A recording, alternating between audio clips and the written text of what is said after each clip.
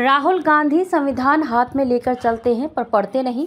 अमेठी में बोले जेपी नड्डा, कांग्रेस का जमकर किया घेराव। राष्ट्रीय अध्यक्ष ने कहा कि जब तक मोदी जिंदा है तब तक कोई आरक्षण को समाप्त नहीं कर सकता है।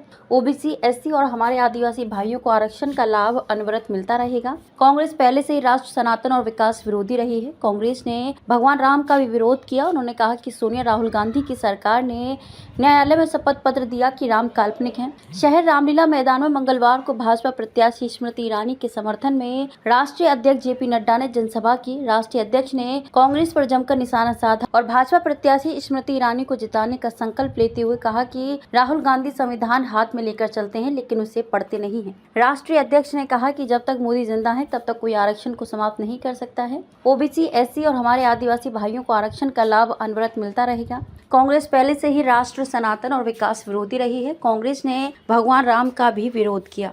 उन्होंने कहा कि सोनिया गांधी, राहुल गांधी की सरकार ने न्यायालय में शपथ पत्र दिया कि राम काल्पनिक हैं। केस को लटकाने का कार्य कांग्रेस ने किया। मोदी जी ने जो कहा था वह भी किया है, जो नहीं कहा उसे भी किया है। कोविड के बाद बड़े बड़े देशों की अर्थव्यवस्था खराब है, लेकिन भारत की अर्थव्यवस्था काफी तेजी से आगे बढ़ रही है। मोदी के तीसरे कार्यकाल में भारत दुनिया की तीसरी सबसे बड़ी अर्थव्यवस्था बन जाएगा। नड्डा ने कहा कि राहुल बिना विदाई किए ही चले गए। मोदी देश को विकसित करने में अग्रसर है। विपक्ष अपने स्वार्थ के लिए तमाम हथकंडे अपना रहा है। जेएनयू में भारत तेरे टुकड़े होंगे नारे लगते हैं और अगले दिन राहुल गांधी उन लोगों से मिलने और उनके समर्थन के लिए जेएनयू पहुंचते हैं। ये लोग आज धार्मिक आरक्षण की बात कर दलित आरक्षण के ऊपर डाका डाल रहे हैं। बीजेपी राष्ट्रीय अध्यक्ष ने कहा कि भारत दुनिया की डिस्पेंसरी बन गया। भारत ने एक नहीं दो वैक्सीन बनाकर 100 देशों को पहुंचाई। अब मांगने नहीं बल्कि देने वाले की श्रेणी में है भारत। आज किसान डिजिटल लेन देन कर रहे हैं। 5 वर्ष बाद बिजली का बिल शून्य आएगा। हर घर पर सौर ऊर्जा लगेगी। आने वाले 5 साल में 3 करोड़ लखपति दीदी बनेंगी।